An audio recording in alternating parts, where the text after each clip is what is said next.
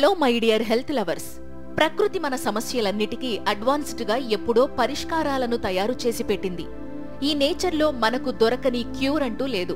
మనం ప్రపంచంలోనే ముఖ్యమైన శ్రేష్టమైన ఔషధ మూలికల గురించి మీ అందరికీ తెలియజేయడానికి ఇది మా చిన్ని ప్రయత్నం. ఇది మన ఎపిసోడ్ నంబర్ 8. ఆలస్యం చేయకుండా మొదలు పెట్టేద్దాం. 1. సీలియం.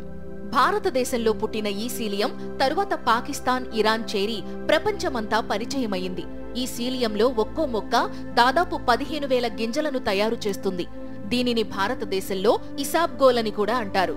ఆ పేరు పెట్టడానికి కారణం ఈ సీలియం గింజలు గుర్రపు చెవి ఆకారంలో ఉండడమే.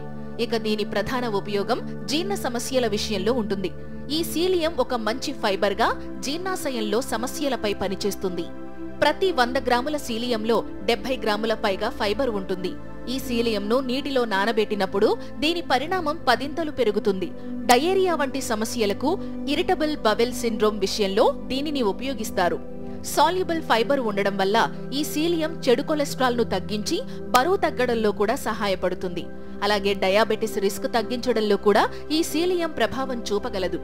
ఇక జాగ్రత్తలు మరియు దుష్ప్రభావాల విషయానికి వస్తే కొన్ని రకాల డ్రగ్స్ విషయంలో ఈ సీలియం వాటి ప్రభావాన్ని తగ్గిస్తుందట.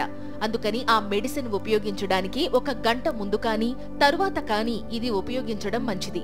అలాగే తక్కువ నీటితో ఈ సీలియం తీసుకుంటే మింగడం కొంచెం కష్టం అవ్వచ్చు. 2. రోజ్మెరీ. మధ్యధరా తీరాలకు సొంతమైన ఈ రోజ్మెరీ అక్కడి నుండి ప్రపంచమంతా పరిచయమైంది. మొదట్లో కేవలం ఫ్రాగ్రెన్స్ మరియు అరోమా కోసమే ఉపయోగించిన ఎన్నో ఔషధ గుణాలు కలిగి ఉండడం వల్ల హెర్బల్ మెడిసిన్ గా కూడా ఉపయోగించడం మొదలుపెట్టారు. ఈ రోజ్మెరీ ఒక యాంటీ బ్యాక్టీరియల్ గా పనిచేస్తుంది. అలాగే యాంటీ ఆక్సిడెంట్ లక్షణాలు కూడా ఇందులో ఉన్నాయి. కండరాలు మరియు కీళ్ల నొప్పులకు, రక్త ప్రసరణ సవ్యంగా జరగడానికి, జ్ఞాపక శక్తి కోసం దీనిని ఉపయోగిస్తారు. ఇందులో కెఫిక్ యాసిడ్ మరియు రోస్మరినిక్ యాసిడ్ ఉంటాయి.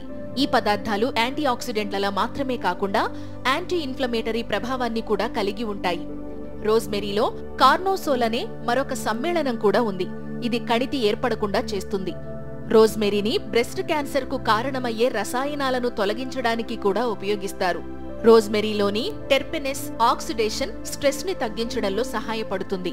ఇది కీమోథెరపీ ప్రభావాల నుండి ఆరోగ్యకరమైన కణజాలాన్ని రక్షించడానికి ఉపయోగపడుతుంది. ఇక జాగ్రత్తలు మరియు దుష్ప్రభావాల విషయానికి వస్తే ఈ రోజ్మెరీ ఆయిల్ రాసుకున్న తరువాత కొన్నిసార్లు ఎండలో ఎక్కువగా ఉన్నప్పుడు చర్మానికి దద్దుర్లు వచ్చే అవకాశం ఉంది. ఇది తప్ప ఇతర దుష్ప్రభావాలేవీ లేవనే చెప్పాలి. కానీ మితంగా ఉపయోగించాల్సిన అవసరం ఉంది. 3. సేజ్. ఈ సేజ్ అనే పదానికి సన్యాసి లేదా ఋషి అని అర్థం.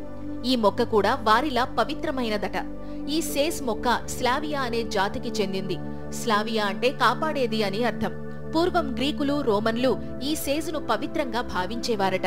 18వ శతాబ్దంలో జాన్ ఎవెలిన్ అనే ఒక హీర్బలిస్ట్ ఈ సేజ్ ఔషధ గుణాల గురించి ప్రస్తావించారు.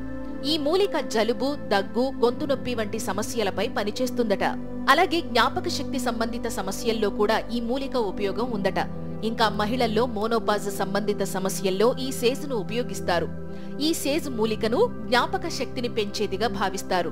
ఈ మూలిక అల్జైమర్ పై పనిచేసే అసిటైల్కోలినిస్ట్రేస్ అనే ఒక ఎంజైమ్ లాగా పనిచేస్తుందట. ఈ సేజ్ టీ గొంతు నొప్పి మరియు జలుబు విషయంలో ఉపశమనాన్ని ఇవ్వగలదు. ఇంకా ఈ సేజ్ బలహీనమైన ఈస్ట్రోజెనిక్ లక్షణాలు ఉండడం వల్ల మోనోపాజ్ సంబంధిత సమస్యల నుండి ఉపశమనాన్ని ఇస్తుంది. అలాగే జీర్ణ వ్యవస్థకు కూడా ఈ సేజ్ సహాయపడగలదు. ఇక దుష్ప్రభావాల విషయానికి వస్తే మితంగా తీసుకున్నంత వరకు దీనివల్ల ఎటువంటి సమస్య రాదు. కానీ అధికంగా తీసుకున్నట్లయితే ఇందులో ఉండే తుజోన్స్ అనే కెమికల్ కాంపౌండ్స్ మెదడుపై ప్రభావం చూపే అవకాశం ఉంది. ఇవి మాత్రమే కాదు, ఇంకా ఇలా చాలానే ఉన్నాయి. అవన్నీ నెక్స్ట్ వీడియోస్ లో చూసి మీరే తెలుసుకోండి.